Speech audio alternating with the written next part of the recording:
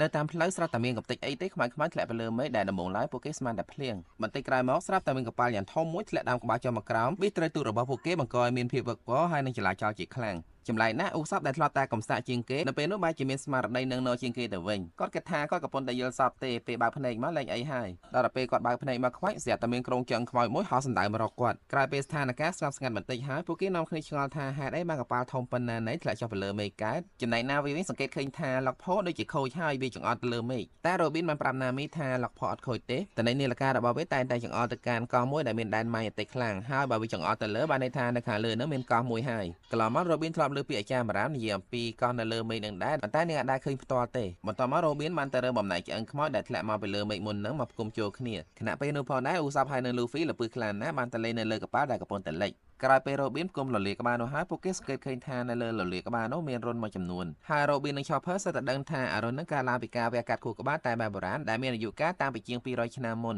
ហើយបើតាមមើលទៅលើសារធាតុថ្នាំដែលជាប់នៅធ្មេញបរោះនោះរ៉ូប៊ីននឹងថាបរោះនោះមកពីសមុទ្រខាងត្បូងបន្ទាប់មករ៉ូប៊ីនបានយកសភៅប្រវត្តិសាស្ត្រមកបើកមើលឃើញថាកាលពីជាង200ឆ្នាំមុននៅសមុទ្រខាងត្បូងមានកប៉ាល់ធំមួយរបស់រាជាណាចក្រ Bris ឈ្មោះ Saint Bris បានបាត់ខ្លួនហើយមើលទៅកប៉ាល់មួយនឹងហើយជាកប៉ាល់ដែលធ្លាក់មកពីលើមេឃខណៈពេលនោះដែរស្រាប់តែខ្មោចកប៉ាល់ Saint Bris បានលេចធ្វើ Luffy លងទឹកប៊ីងាប់ប៉ុន្តែក៏រត់អីទេហើយថែមទាំងយកបានផែនទីមួយស្លឹកមកវិញទៀតផងនោះគឺជាផែនទីរបស់កោះចម្លែកមួយឈ្មោះថា Sky Pier ហើយបើតាមឈ្មោះរបស់វាក៏នឹងប្រហែលជាមានទីតាំងនៅលើមេឃពេលដល់អញ្ចឹង Luffy រំភើបចិត្តណាស់តែណាមីបានប្រាប់គាត់ថាកុំអាសប្បាយចិត្តពេកព្រោះផែនទីនឹងអាចคล้ายៗទេខ្វះអីផែនទីคล้ายៗមកកកការដែលណាមីប្រាប់ថាផែនទីនឹងអាចคล้ายៗ Luffy អត់សប្បាយចិត្តទេគាត់ទាមទារឲ្យនាងរកផុសតាមមកបញ្ជាក់មុននឹងនិយាយបន្ទាប់មកឧសបានយកធុងស្រាទៅច្នៃធ្វើជាឧបករណ៍ដើម្បីឲ្យសានជី Luffy ហើយនិង Zoro មួយចុះទៅបាត់ទឹកដើម្បីពិនិត្យមើលកប៉ាល់ Saint Bris បន្ថែមក្រែលោមានព័ត៌មានអីខ្លះទៀតនៅពេលដែលពួកគេចុះទៅនៅក្រោមសមុទ្រនោះមានសិតតែសត្វពស់ធំៗគួរខ្លាចខ្លាំងណាស់ស្នេហាដែលគេមិនឲ្យឧសចុះទៅនៅពេលជាមួយគ្នាអ្នកដែលនៅខាងលើបានលើសំឡេងស្រែកថាអេត